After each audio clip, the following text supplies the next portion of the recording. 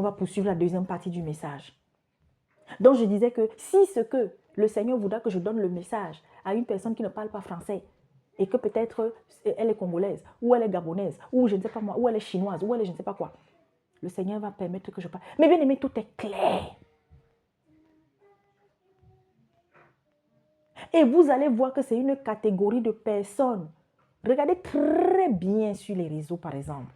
Regardez très bien la plupart des personnes qui se mettent toujours à parler dans une langue incompréhensible et qu'ils sont incapables d'interpréter après pour dire ce qu'ils étaient en train de dire. Même quand vous êtes... On a été avec des frères, moi j'ai côtoyé des frères sérieux, qui sont sérieux, que c'est des véritables serviteurs. Mais on est en train de prier et puis tout à coup, ils se mettent à parler dans une langue que vous ne comprenez pas. Alors l'esprit me dit, dis-leur que s'ils se retrouvent en face d'un serviteur qui va faire cela, ils ont la permission de le stopper. Stoppez-le.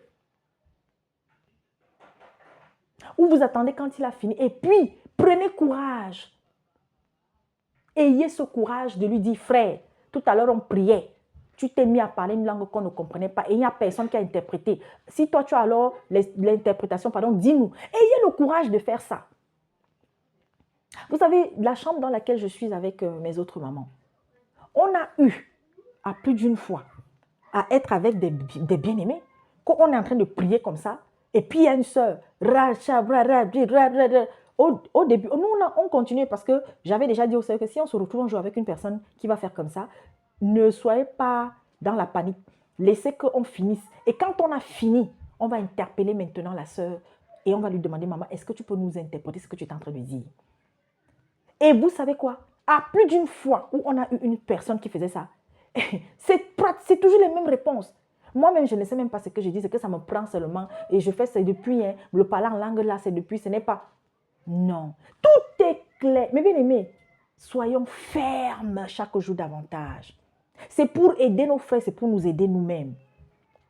Alors voici le message là que je suis venue déposer. Arrêtez mes bien-aimés, les temps d'intercession sur les directs, les temps de prière. Les gens envoient des sujets de prière. Et puis vous venez devant le monde entier. Vous ne savez pas qui est qui suit, qui fait quoi. Lorsque nous prions, que tu sois en train d'exhorter, ok, sois sur ton direct.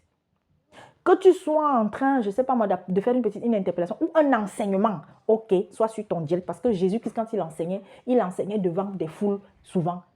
Et dans la foule, il y avait des croyants, il y avait des non-croyants. Voilà.